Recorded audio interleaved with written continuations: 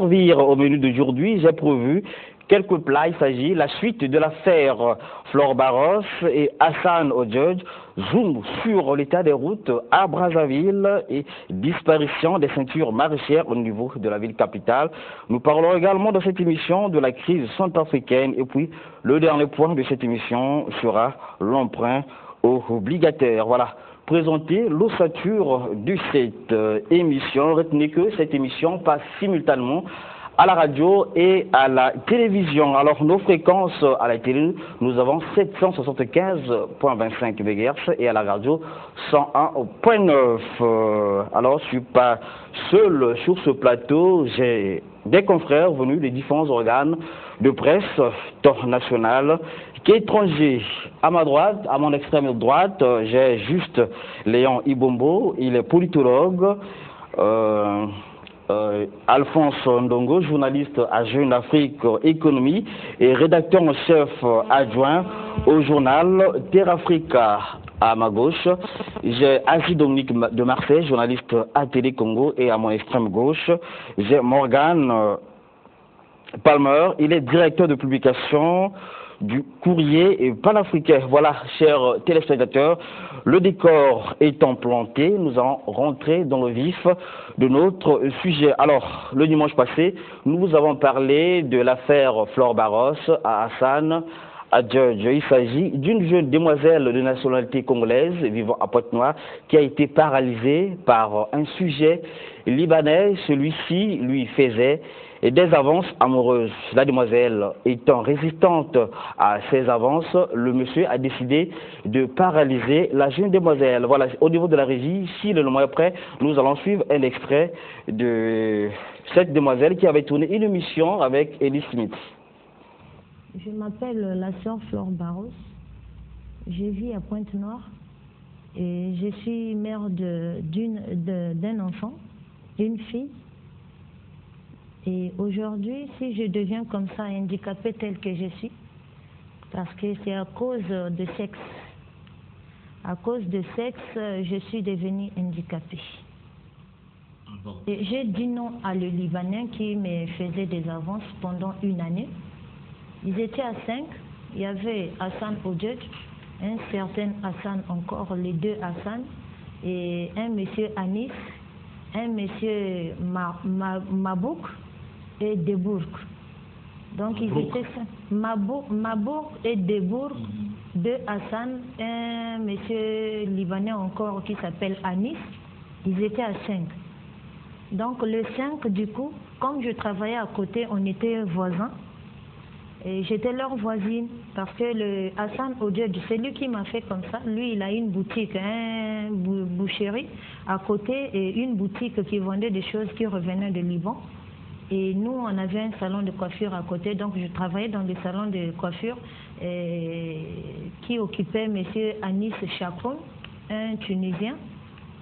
Et eux, ils étaient 5, ils ont fait un pari parmi les 5 qui va être le premier à me coucher. Parce que là-bas, eux, ils ne voyaient pas les filles. Donc, dès qu'ils voient seulement une fille, il va faire le jeu de Madoda. Donc, Madoda veut dire coucher et puis laisser l'autre prendre. Donc, c'est comme un jeu, il faisait le jeu là-bas. Alors, à moi, quand ils sont arrivés à moi, le premier a commencé de me faire les avances, que j'ai refusé aussi. Le deuxième aussi, j'ai refusé. Et le troisième, c'était Hassan Odjedj qui a insisté pendant une année. Il a insisté pendant une année. Il m'a dragué pendant une année. Et il vous donnait l'argent ou il vous proposait l'argent? Il ne me donnait pas l'argent parce que quand il me donne l'argent, je refuse. Et quand je rentre dans une boutique, quand je pars quelque part dans une boutique, il met les gens derrière moi.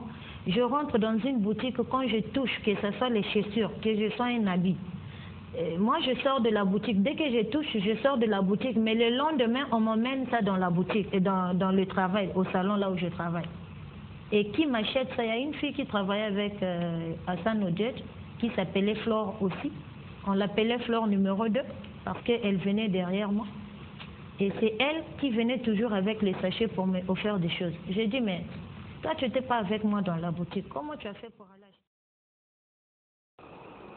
Voilà, c'était là Flore Barros dans l'émission La Grande Interview avec Ellie Smith. Alors, chers confrères, le dimanche passé, nous avons parlé de ce sujet. La demoiselle est devenue inapte toute sa vie. Le verdict concernant ce sujet a été tombé le 16 mai 2013 à Pointe-Noire et le Libanais devait payer 350 millions à la demoiselle, mais reste à savoir si ce montant a été déjà payé à la demoiselle. Alors, juste, Ibombo, à chaud, votre point de vue.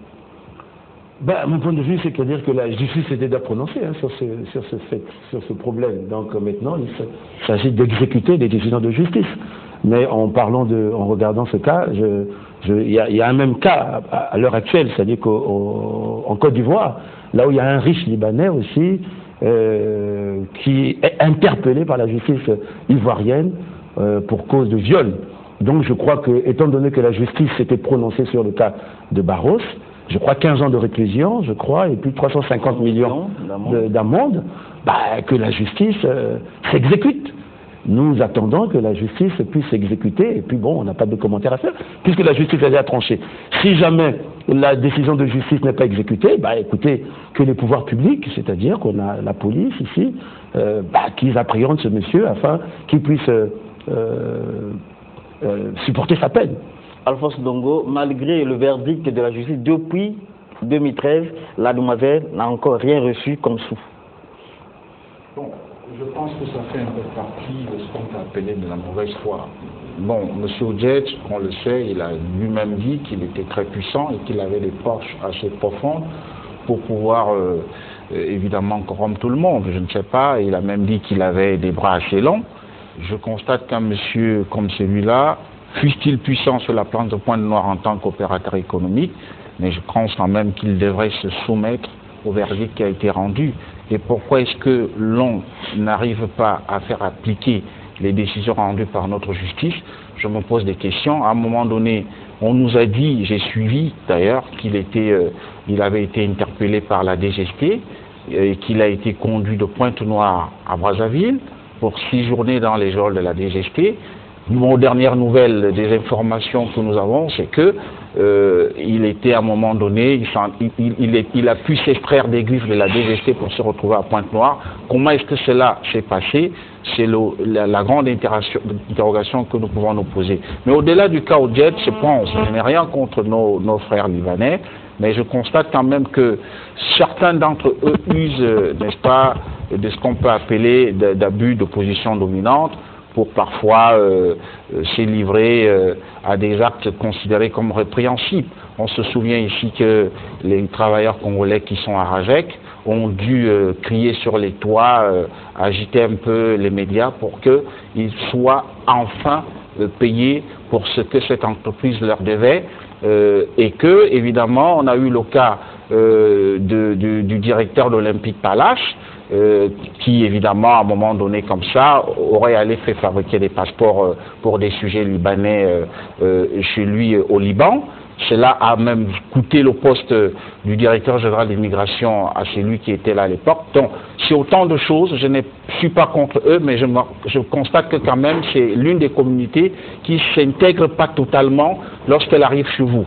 Vous avez, quand un Libanais arrive chez vous, vous verrez qu'ils sont peu qui épousent nos filles. Je pense que le seul Libanais que je connaisse qui a épousé une fille congolaise, c'est la fille d'un dignitaire.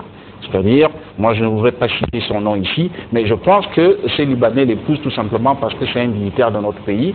Et c'est autant de choses, il faudrait qu'on regarde un peu avec beaucoup de tact comment est-ce que nos frères libanais se comportent. Et voilà une jeune Congolaise qui, aujourd'hui paralysée, du fait tout simplement de la bonne volonté ou de la mauvaise foi d'un Libanais.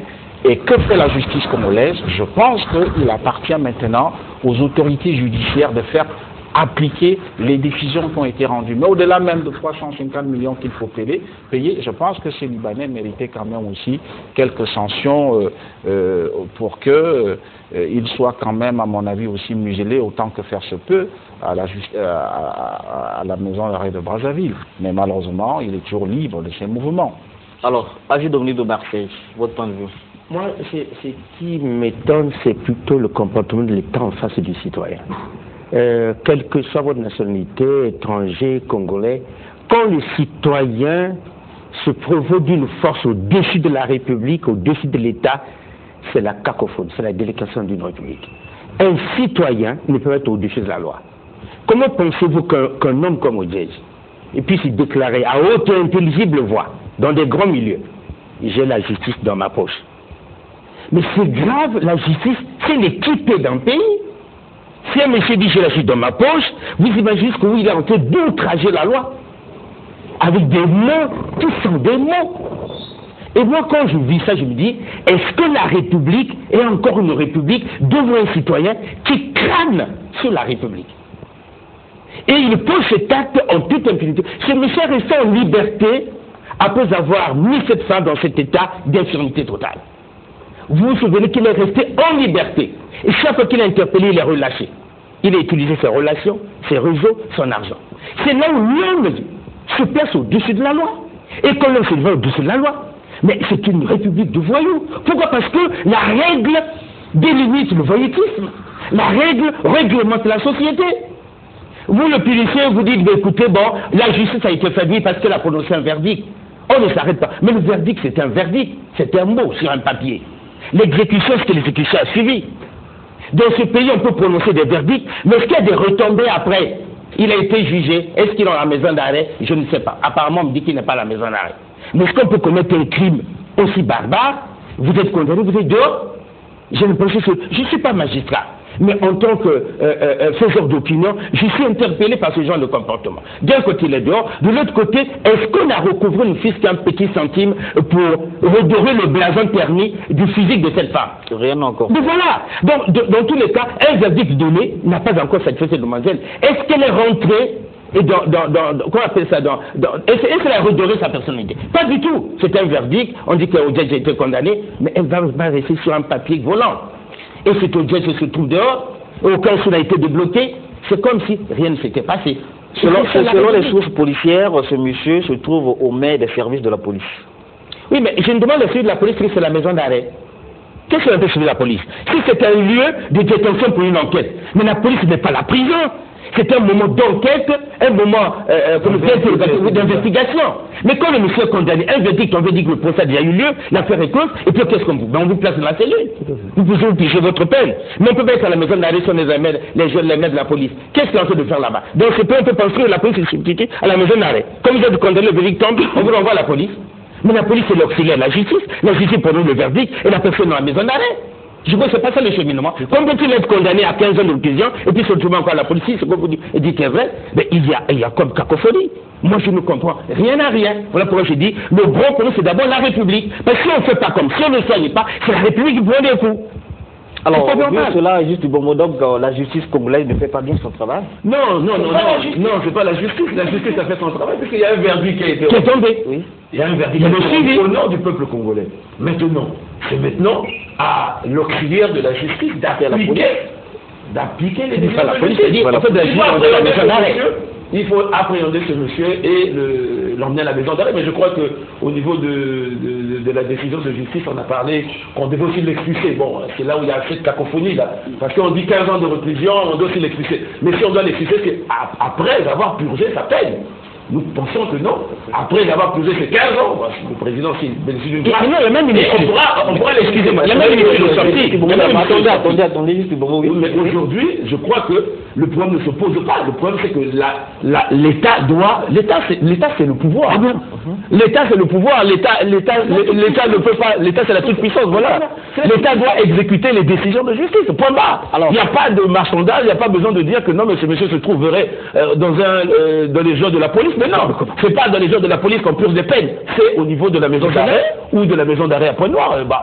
Il n'y a pas d'autre endroit. Je voudrais réagir sur quelque chose. Tu as dit tantôt, Léo, que non, d'après les sources de la police, il serait en détention dans les jours de la DGSP. Je veux bien accepter cela. Mais on sait très bien que lorsqu'on a arrêté, par exemple, Tsuru, le colonel Marcel Tsuru ici, les journalistes, n'est-ce pas, sont allés, accompagnés par le procureur de la République, constater que M. Tsuru est bel et bien dans les genres de la DGST. Pourquoi est-ce qu'on ne peut pas aussi appeler la presse? Parce que M. Odjet, quand même, c'est impuissant. Pourquoi est-ce que nous ne pouvons pas aller à la maison, enfin à la DGST, pour constater de visu que bel et bien M. Odjet est incarcéré dans les genres de la DGST? Tantôt on le voit dehors. C'est clair, Madame Flore nous a bien dit, hein, elle a des sources, elle a bien vu M. Odjet à Pointe-Noire, n'est-ce pas? On l'a vu à Pointe-Noire, accompagné même d'un élément de la DGST. C'est vrai ou c'est faux, mais des sources que nous avons contactées nous disent, on a vu Odjet la semaine passée à Pointe-Noire. Donc il ne peut pas être à la fois et dans les genres de la DGST et à Pointe-Noire. Ça veut dire qu'il y a quand même anguille sous roche. Et autre chose, la DGST n'est pas habilitée à garder des gens qui ont commis des infractions. C'est juste constater les faits et transmettre les dossiers à la justice. C'est ce qui doit se faire. Donc je ne vois pas... Oui, un dernier mot, oui. Le dernier mot, ce que je dis, je crois que quand vous voyez le cas de cette femme, il y a ce que j'appelle moi péril en la demeure. Il y a urgence de rétablir cette femme dans ses droits. Mais M. Odjet est parmi les Libanais les plus puissants économiquement dans ce pays. Est-ce que c'est pas l'arrêt qui... En Côte d'Ivoire, on a arrêté un Libanais puissant qui avait une ici. On salue ceci. Quand je dis puissant, pourquoi? Pour dédommager cette dame-là. Est-ce qu'on peut pas se dire c'est bien de les vendre, prendre son argent, dévancer la dame? Moi, je parle de puissance en termes de dédommagement. Parce que cette dame n'a jamais eu un seul franc de ce verdict tombé, ce que j'apprends. Et puis, quand on peut terminer pour dire il faut qu'on fasse erreur dans ce pays, je me demande, je pose encore la question, j'espère qu'on me répondra, je ne sais pas par quelle voie, quand un citoyen est jugé le verdict qui a tombé, quelle relation y a-t-il entre ce verdict et la DST? Mais c'est nulle part, je ne comprends pas. Est-ce que quand on est condamné, c'est pas qu'on a la maison d'arrêt? On va faire la République à reculons? Je ne comprends rien à rien. Voilà pourquoi je dis, il faut éviter d'animer l'État voyou. L'État voyou, c'est l'État qui fixe ses règles et qui ne les respecte pas et qui les applique même à contrario. Merci à Morgane, oui. Oui, je vais juste dire en 30 secondes que je constate que l'Afrique est victime de son excès de générosité. Parce que vous avez des gens qui viennent ici, qui ne sont rien à la base, qui construisent leur puissance à partir des richesses que nous avons en Afrique, parce que nous sommes des gens généreux, et qui ensuite se comportent de manière irrespectable, parce que nous ne nous montrons pas assez suffisamment stricts. Moi, je veux juste faire un petit parallèle. Je crois qu'il y a 2 ou 3 semaines, au Liban, une jeune Ivoirienne a été défenestrée du 6e étage de son appartement par son patron libanais, parce qu'elle avait osé aller lui revendiquer le paiement de son salaire. Bon, c'est juste pour vous dire, est-ce que vous imaginez cette scène que vous décrivez ici au Congo se produisant au Liban? C'est-à-dire qu'un puissant homme d'affaires congolais qui a pignon sur rue à Beyrouth et qui décide de se comporter comme ça, c'est pas possible. Donc je crois qu'il faut interpeller la puissance publique aujourd'hui pour qu'elle joue sa mission protectrice. Nous devons protéger notre jeunesse africaine parce que c'est elle l'avenir de notre continent. Et surtout, il est important, à l'heure où l'Afrique est en train de cristalliser de nombreuses attentions, qu'en Occident, il n'y a plus de réponse aux problèmes, aux nombreux problèmes, problématiques qu'il rencontre, et que tout le monde se tourne vers l'Afrique, il est important qu'on fasse œuvre pour une fois de notre autorité, pour être respecté par les gens qui viennent. Parce que vous savez, ça paraît anodin comme ça paraît fait divers, mais c'est plein de symboles. Ça veut dire que n'importe qui peut venir chez nous et faire ce qu'il veut. Ah. Et on ne doit pas accepter des choses comme ça. Merci. Alors nous allons passer à notre deuxième sujet. Il s'agit l'état des lieux des routes de Brazzaville et le manque de décharge publique dans la ville capitale. Si au niveau de la régie les éléments sont prêts, nous allons suivre tour à tour ces 2 reportages. Investir dans la construction des routes est un gage important pour le développement d'un pays, mais les entretenir en est une autre tâche, aussi majeure pour sa pérennisation. Brazzaville, qui jadis songeait à refaire son tissu routier, d'ailleurs en cours de construction et de réhabilitation, semble confronté aujourd'hui à un problème, celui du suivi et de la réalisation selon les règles de l'art des travaux engagés par les pouvoirs publics. C'est ce qui justifie le tableau sombre qui résulte de notre constat fait à travers les réels et grandes acteurs de Brazzaville. C'est le cas des troupes béantes géants du rond-point Kulunda et Ebina, qui ne sont autres que les conséquences des dalles mal faites par les sociétés adjudicataires des travaux qui n'arrivent pas à supporter le poids des véhicules. Cette trou, il faut le dire, ne cesse de causer des accidents parfois meurtriers. Même son de cloche, mais cette fois-ci plus criard, sur le croisement de la rue Mundjombo et l'avenue goudronnée de 753, qui se trouve dans un état de délabrement avancé où les usagers de la route peinent à emprunter cette artère. Et ceci se passe au vu et au su des autorités publiques. Sur la rue Itumbi, non loin de l'avenue Bouetambongo, à hauteur du marché 10 francs, les choses vont de mal en pis. Un lac artificiel s'est formé en pleine saison sèche en emportant tout le macadam et l'accès sur ce qu'on peut aussi appeler rivière est réservé uniquement aux véhicules de marque 4x4. Harassés par cette situation, les populations riveraines en appellent à l'intervention des pouvoirs publics. Les routes sont en mauvais état, donc ils doivent arranger. S'il y avait seulement un problème d'argent ou la mairie pour, je ne sais pas, pour le taxe de roulage, ils sont les premiers. Mais pour arranger les routes, il faut que ça se détériore tout pour venir arranger. Ça, c'est anormal. Donc nous sommes vraiment fatigués de toutes ces choses-là. Les routes, on dépense beaucoup d'argent, mais il n'y a pas de suivi. Ça fait mal.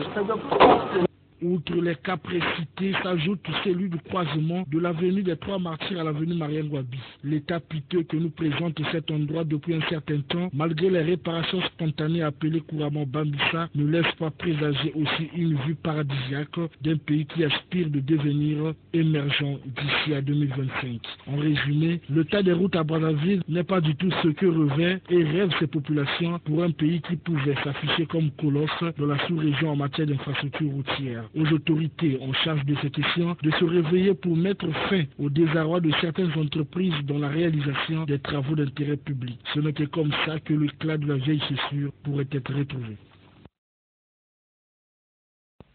Le manque de décharge publique à Brazzaville peut pousser les citoyens dans l'incivisme. Étant donné que l'autorité municipale n'y pense même pas, certains Brazzavillois ont pris des mauvaises habitudes, celle de déverser les ordures dans n'importe quel endroit. On peut citer entre autres derrière le palais des congrès, à côté du pont centenaire, dans les caniveaux, aux abords des artères, l'exemple est légion. Ceci rend insalubre la ville capitale. Les différentes immondices qui jonchent parfois certaines avenues sont aussi source de plusieurs maladies, fièvre typhoïde, malaria, pour ne citer que celle-là. Dans tous les arrondissements de Brazzaville, cette réalité est têtue. Pourtant, l'assainissement de la ville est l'une des missions premières de l'autorité municipale. Mais hélas, sur le terrain, rien n'est presque fait, en dépit des efforts aussi limités de certains administrateurs maires d'arrondissement qui essayent d'assainir leurs arrondissements respectifs. Là, on se posera la question de savoir où en sommes-nous avec le projet d'Atom. Il est donc temps aux autorités concernées par la question de mettre sur pied une vraie politique d'assainissement qui permettra de rendre propre la ville capitale qui jadis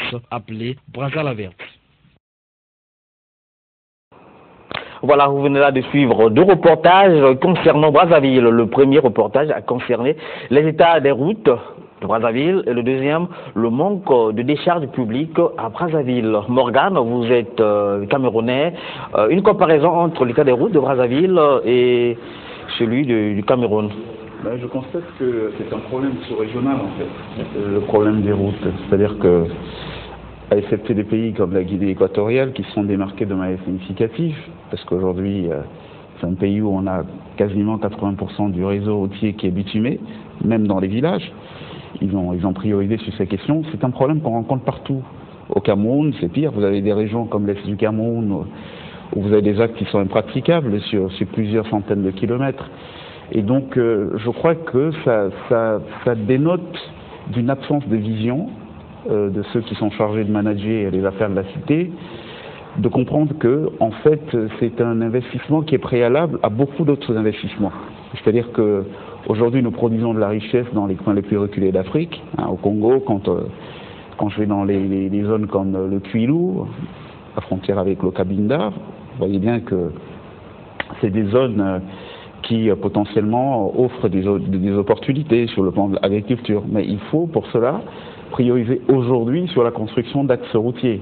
Bon, mais c'est pas qu'un problème qui appelle la responsabilité des États, c'est très important de le souligner, c'est un problème qui appelle la responsabilité individuelle de tous. Parce que, vous voyez, quand on décide de ne pas rendre propre sa cour, il est évident que si tous dans le quartier on décide de ne pas rendre propre notre cour, on aura un quartier globalement sale.